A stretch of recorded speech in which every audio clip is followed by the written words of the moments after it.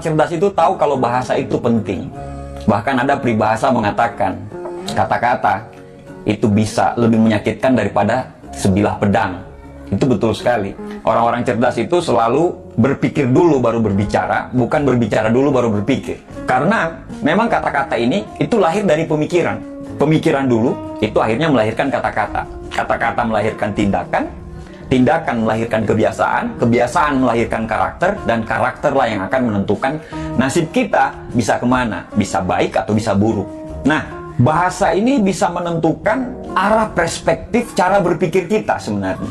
Waktu saya baca materi ini, saya berpikir ternyata saya bukan orang cerdas juga. Ternyata ada beberapa kata-kata yang saya sering ucapkan ke orang lain. Nah, melalui video ini saya ingin belajar sekali bagaimana jadi seorang pemimpin, bagaimana jadi seorang yang cerdas, bagaimana orang yang disukai dan dikagumi tanpa harus ditakuti. Jadi, materi kali ini bukan cuma untuk Anda, tapi materi kali ini juga untuk saya, biar kita sama-sama belajar.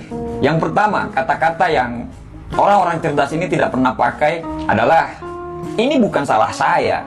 Nah, memang pada saat kita terjadi masalah, apalagi dalam grup, apalagi dalam tim gitu ya, menyalahkan orang lain itu adalah hal yang paling gampang. Orang-orang cerdas itu tidak pernah memakai kata-kata itu. Karena dia tahu apapun konsekuensinya, pada saat keputusan itu sudah dijalankan, keputusan itu menjadi tanggung jawab bersama. Jadi dia sangat pantang untuk menyalahkan orang lain. Orang-orang cerdas ini cenderung dia bertanggung jawab terhadap apa yang sudah dijalankan.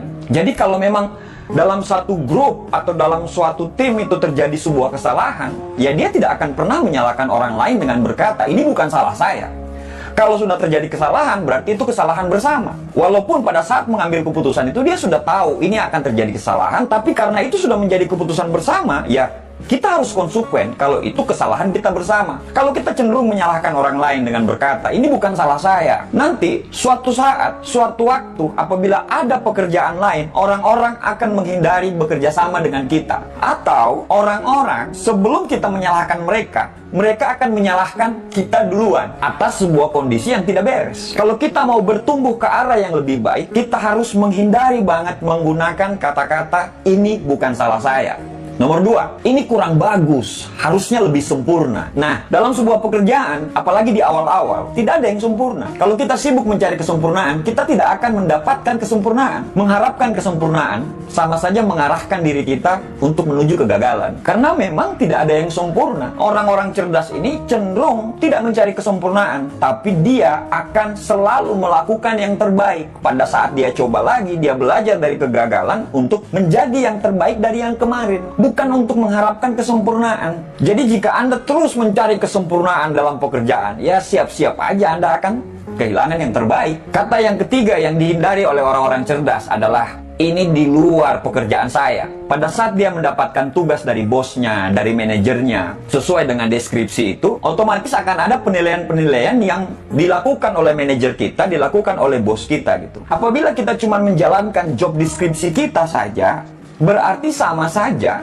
kita hanya bekerja untuk mendapatkan gaji dan untuk mendapatkan keamanan kerja. Orang-orang cerdas ini umumnya dia selalu mendiskusikan dulu. Apabila dia melihat pekerjaan dia itu di luar job description dia, justru dia mendiskusikan dulu ke atasan dia, ke manajer dia, daripada kita harus langsung menolak mentah-mentah. Siapa tahu kalau Anda menjalankan itu, mungkin jabatan Anda bisa naik atau Anda akan mendapatkan penilaian plus dari bos Anda. Kita tidak tahu. Dengan melakukan diskusi tadi, akhirnya kita mendapatkan pemahaman jangka panjang kenapa itu harus dilakukan. Kalau kita langsung menolak, kan kita tidak tahu tujuannya. Jadi orang-orang cerdas ini sangat tahu sekali.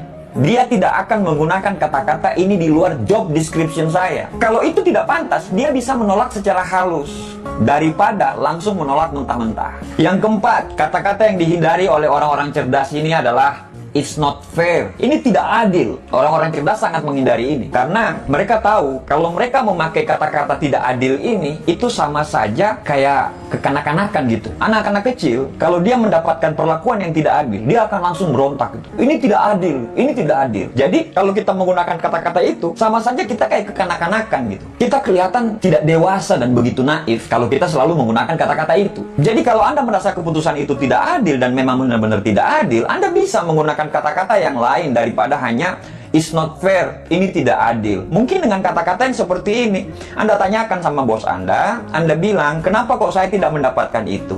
Apa yang harus saya lakukan supaya bisa mendapatkan itu, supaya saya bisa meningkatkan kinerja saya lebih baik lagi, supaya bisa mendapatkan hal itu. Orang-orang cerdas selalu menggunakan kata-kata itu. Nomor 5, orang-orang cerdas tidak pernah menggunakan kata-kata "saya itu lebih pintar daripada Anda". Orang-orang yang menggunakan kata-kata "saya itu lebih pintar daripada Anda", itu sebenarnya dia pengen menunjukkan kesombongan dia pengen memperlihatkan kalau orang lain itu di bawah dia. Kalau memang Anda punya IQ yang bagus, kalau memang Anda punya tingkat kecerdasan yang bagus, kalaupun Anda memang lebih pintar daripada orang lain itu pasti mengakui kok. Kenapa? Karena Anda dibutuhkan di situ. Tapi kalau itu keluar dari kata-kata Anda, "saya itu lebih pintar daripada Anda", itu hanya sebuah pengakuan yang sombong dan Anda pengen diakui, padahal tidak diakui. Berhentilah untuk bicara "saya itu lebih pintar daripada Anda".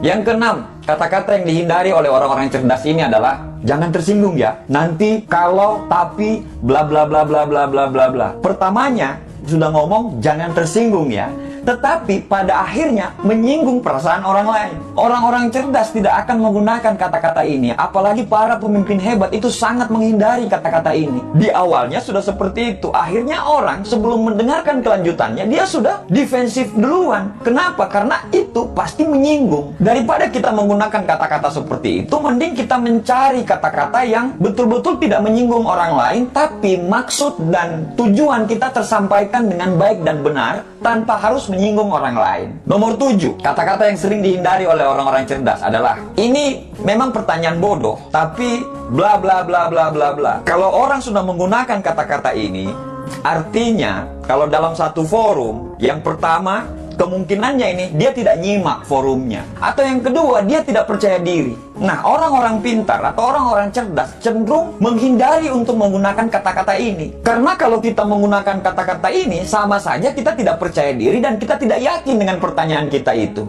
Nah, persoalannya adalah, kalau kita sendiri tidak yakin atas pertanyaan itu, bagaimana kita bisa meyakinkan orang lain? Tidak perlu menggunakan kata-kata, ini mungkin pertanyaan bodoh. Tidak perlu. Karena orang-orang cerdas sangat menghindari pertanyaan-pertanyaan seperti itu. Yang kedelapan, orang-orang cerdas sangat menghindari untuk mengatakan, "saya tidak bisa melakukannya". Mungkin Anda kewalahan dengan tugas-tugas yang diberikan kepada Anda. Mungkin dalam hati Anda sudah bilang, "aduh, saya tidak bisa melakukan ini, saya tidak bisa melakukan ini".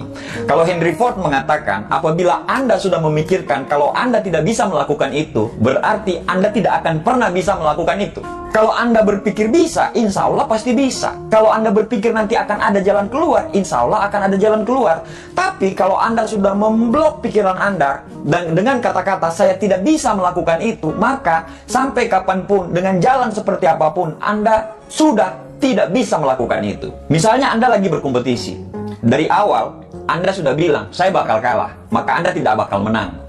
Tapi kalau dari awal Anda bilang, "saya akan melakukan yang terbaik, saya akan menjadi nomor 1", dan Anda akan mengeluarkan tenaga dalam Anda untuk menjadi nomor 1. Walaupun pada akhirnya Anda tidak jadi nomor 1, tapi Anda sudah memenangkan pikiran Anda untuk menjadi orang nomor 1. Yang kesembilan, orang-orang cerdas ini menghindari kata-kata "serahkan sama saya, ini hanya butuh waktu semenit, saya bisa melakukan itu". Ada sebuah kejadian, handphone saya rusak, terus saya bawa ke tukang servis. Tukang servisnya bilang, "alah, ini masalah gampang nih, tunggu aja 5 menit, saya bisa selesaikan ini".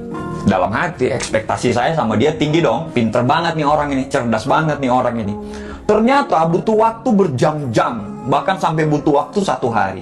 Apa yang terjadi? Ekspektasi saya itu langsung menurun. Saya langsung bilang, "ya, katanya bisa nyelesain dalam waktu beberapa menit". Ternyata ini butuh waktu berjam-jam.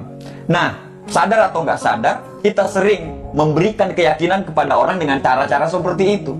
Padahal orang-orang cerdas sangat menghindari kata-kata seperti itu. Kalau dia mendapatkan tugas, dia akan analisa baik-baik apa yang harus dia lakukan, apa yang harus dia perbuat, sehingga dia bisa menentukan berapa jam dia bisa mengerjakan itu, berapa lama dia bisa mengerjakan itu. Karena Kalau kita membuat ekspektasi yang terlalu tinggi dan ternyata ekspektasi tersebut tidak sesuai dengan apa yang kita kerjakan, kita akan menjadi nilai minus di depan orang lain. Jadi sangat penting untuk menghindari kata-kata ini butuh waktu 1 menit, serahkan sama saya. Kita hindari kata-kata itu. Walaupun kita tahu kita bisa mengerjakan 1 menit, tapi tolong hindari menggunakan kata-kata itu. Yang ke-10, orang-orang cerdas sangat menghindari menggunakan kata-kata "kan sudah saya bilang". Ada beberapa orang, apabila terjadi kesalahan, apabila terjadi misalnya dalam grup, dalam tim, terjadi suatu kegagalan, untuk melindungi diri dia akan selalu berkata, "kan saya sudah bilang, harusnya ini, harusnya itu". Padahal, di mana dia waktu keputusan itu diambil? Kan keputusan itu keputusan bersama. Kalau sudah keputusan bersama, menjadi tanggung jawab kita. Apabila itu terjadi kesuksesan, yaitu kesuksesan kita bersama. Apabila itu terjadi kegagalan, yaitu kegagalan kita bersama. Seperti saya bilang, menyalahkan orang lain itu lebih gampang, karena ego kita terselamatkan. Tapi apa? Kita akan dipandang miring sama orang lain. Akhirnya apa? Pada saat ada tugas berikutnya, Anda tidak akan pernah diajak bekerja sama. Karena apa? Karena ego dan kesombongan Anda itu. Makanya orang malas bekerja sama dengan Anda. Lagian kata-kata "kan sudah saya bilang, kan sudah saya bilang", saya lebih cenderung sering mendengarkan anak-anak saya ngomong seperti itu untuk melakukan pembelaan. Jadi artinya apa? Kalau Anda sering menggunakan kata-kata itu, berarti Anda masih kekanak-kanakan lah. Anda belum bermain dalam sebuah tim. Anda belum bekerja dengan tim yang bagus. Dan mungkin Anda bukan seorang pemain tim yang bagus. Karena memang kata-kata ini terdengar sangat sombong karena menjatuhkan orang lain. Demikian sharing santai dari saya. Terlebih dan kurangnya saya mohon maaf. Sukses buat kita semuanya.